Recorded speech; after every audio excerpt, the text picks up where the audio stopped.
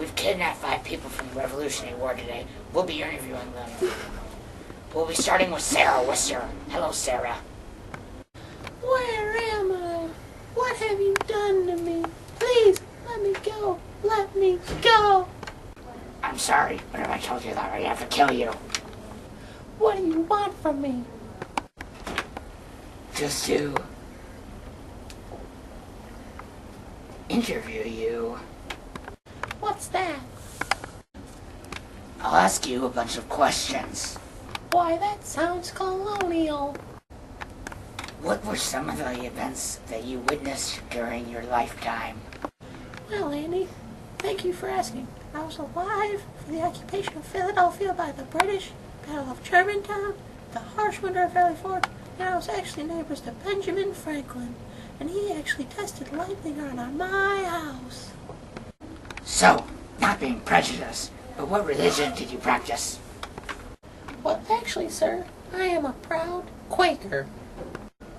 So, what was one of the scariest moments of your entire life? I would have to say the time that the British raided houses in Philadelphia, and I was forced to flee.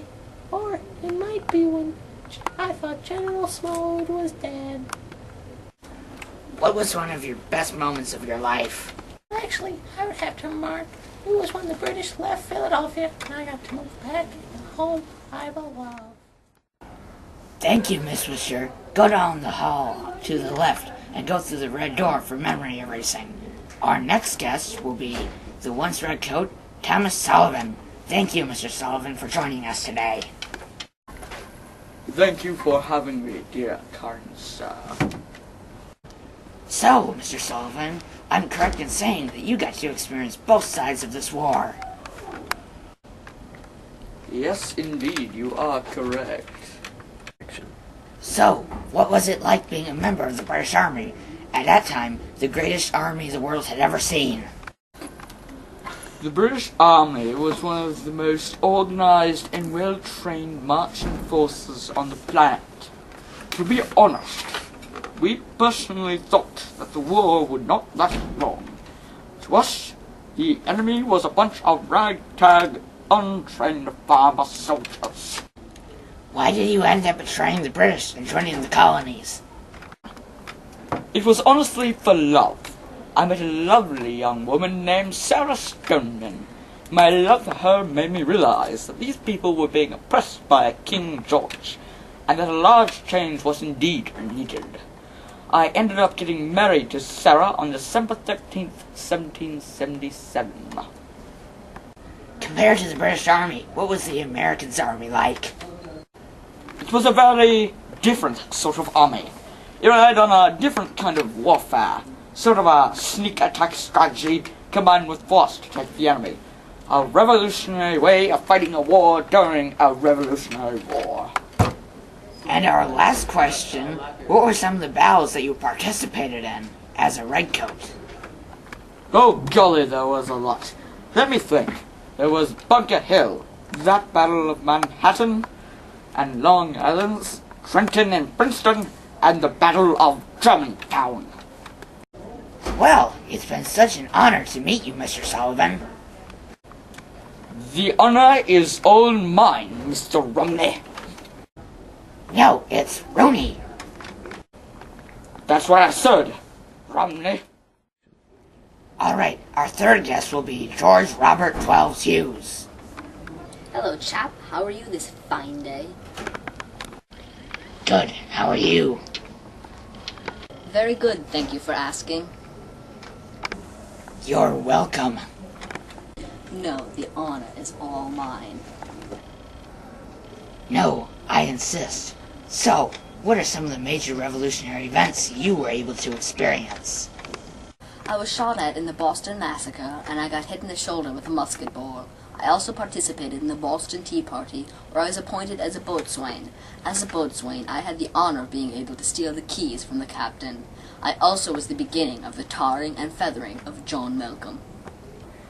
My, that is quite the list. You are a very active man. How long did you live? I lived from the year 1742 to November the 4th, 1840. I was one of the last survivors of the Revolution. Wow. 98 long years. Is it true that you were a shoemaker? Yes, it is. All my life, too. And yet, I was never able to make much more money than I needed for the necessities. You were also part of the military. Yes, sometimes the militia, and sometimes as a privateer. I usually only signed on for 3 months of the year, but once I signed on for nearly 8 months. While, as you can see, I never became a commissioned officer, I still feel I did my part in the revolution by enlisting several times in the military, though. What happened after the revolution? I lived in Wrentham, Massachusetts, until the British reinvaded during the War of 1812. Then I moved near some of my 15 children to Richfield Springs, New York. My wife preceded me in death in 1828, and after that, I lived with several of my friends until my death. One of our last guests tonight is the lovely Mary Sullivan. Hello, Mary. What were some of the most troublesome moments of your entire life? Well, I would have to say having my husband leave for war and then having to worry about paying for my son to go to college. Would you say you were determined? I would. In my mind, I think I was ambitious, determined, courageous, and independent. I was very determined in the fact that my husband left, but I stayed strong, and eventually we would be reunited. What were some of the events during your life that you were part of? I was when the British seized Newport. I was part of the Great Awakening, the Western Migration, the rise of the Jefferson democracy, and the advent of the Industrial Revolution. Well, you were quite the person. So, our last question for you. What was your position on the war and the British? Well, I did not agree with the British and King George. I felt that we should not be taxed without representation, and fair representation at that. In Parliament, I was saddened that the war was taking so many lives. I knew it was a necessary step in our independence. Well, that was certainly interesting. I feel truly honored to have met someone like you. Our last guest will be Jabez Fitch. And sir, you have an interesting name. Is it okay with you if I call you Fitch? Yes. Good man. It is quite all right with me. But the true question is, what are we? Well, that's certainly interesting. Anyway, on with the questioning. Interviewing. Our first question for you is, what was it like being a prisoner of war? Was it anything like today? It was a very much different. We were not mistreated by the British. Not very much, anyway. Not in the ways of today. We were never tortured, and it was a very different situation, as the British were still like brothers to us. It was nothing like being a prisoner of war today. If only that could be the situation today. What different events of the revolution have you been a part of? I was not able to fight as much as I wanted to. I was captured at the Battle of Manhattan before the majority of the battles of the war had taken place. I understand that you signed a document that said you would support King George. Yes, I did, but I still had a deep hatred for the man. I felt that he was a dictator and a menace to civilization.